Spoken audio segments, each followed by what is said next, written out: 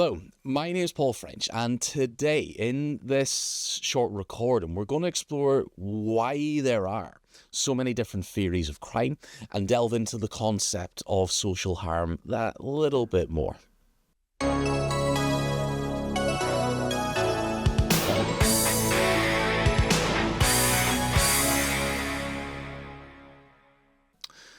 So, crime has been a subject of study for centuries, and over time, numerous theories have emerged to explain or to try and explain why people commit crimes.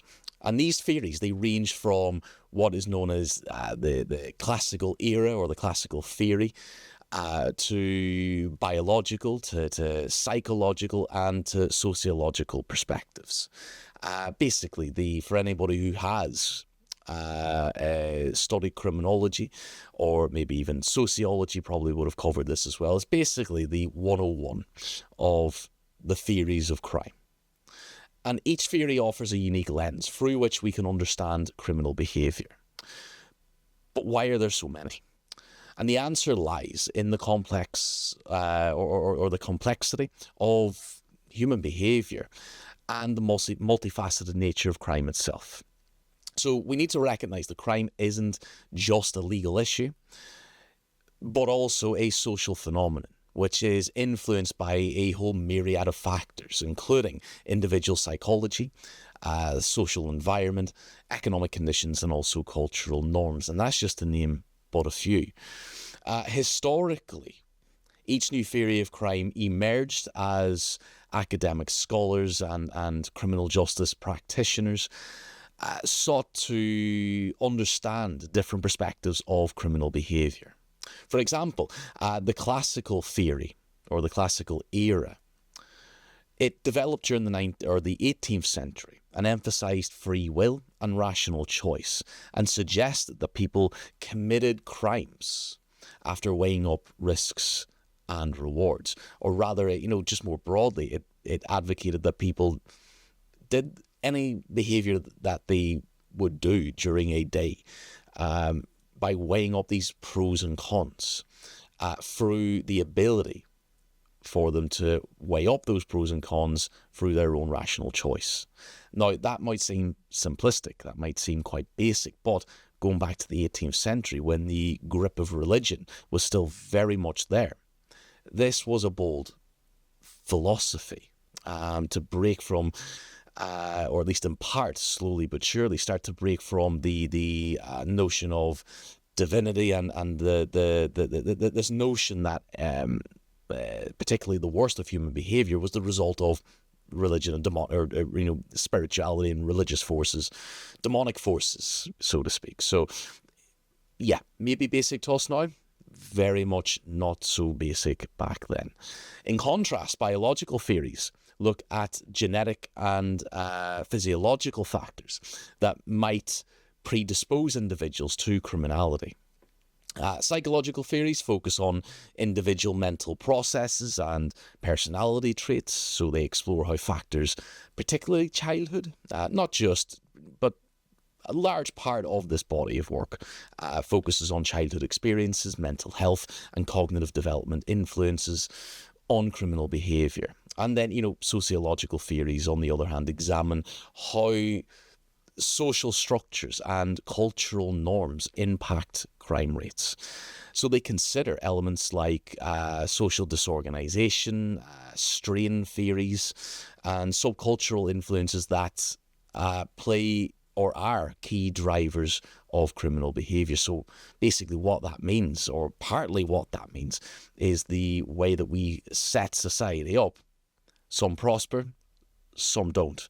And those that don't, a body of these sociological theories tries to understand what their reaction to failure is, if the perception is that society is basically stacked against them. Even if they don't even have that perception, society can still be maybe stacked against them to the point where they go a very different route to those who are quote-unquote law-abiding.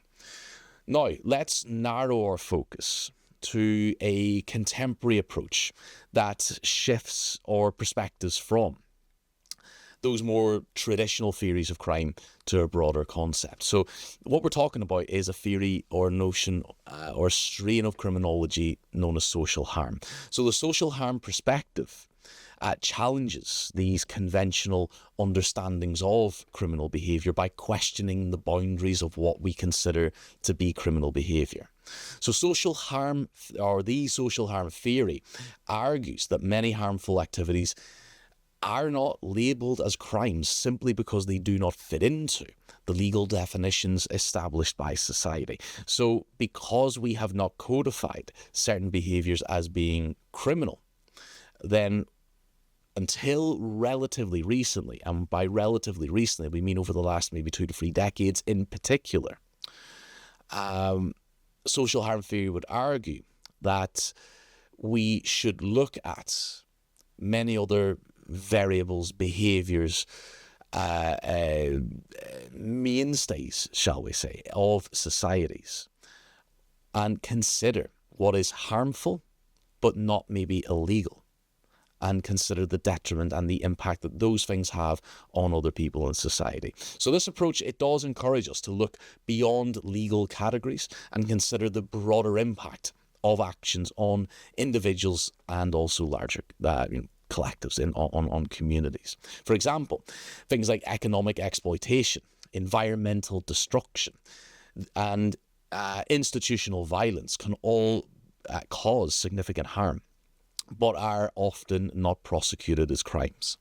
And social harm theory, it prompts us to question why certain harmful activities are normalised or overlooked, whilst others are very much criminalised. So adopting a social harm perspective it really does have profound implications for how we address and prevent harm in society.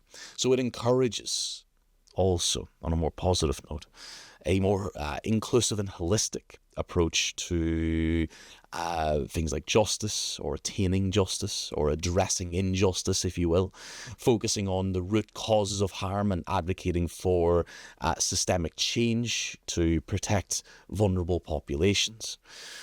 So, look, the reason why I introduced this is because in other videos that I'm going to be producing from here on in, really, because critical criminology, it is a particular area that I lean into in my profession.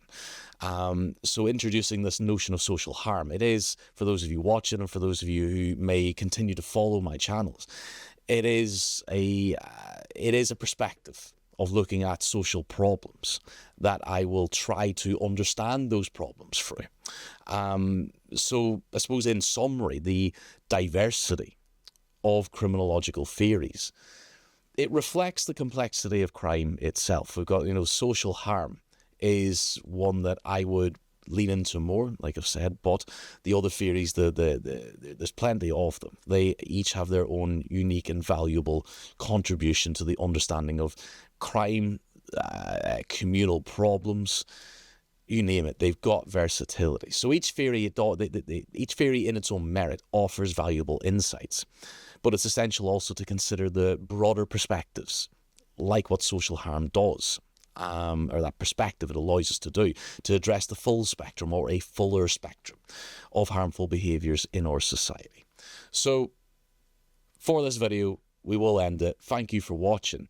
If you did find this discussion insightful, please like, share and subscribe for more content on criminology as we go forward, as this very young channel matures. Social justice, law. We've got a lot of topics that I like to talk about, and I'm sure as this channel gets older, as it develops, we're going to cover a broad range. So until next time, see you soon.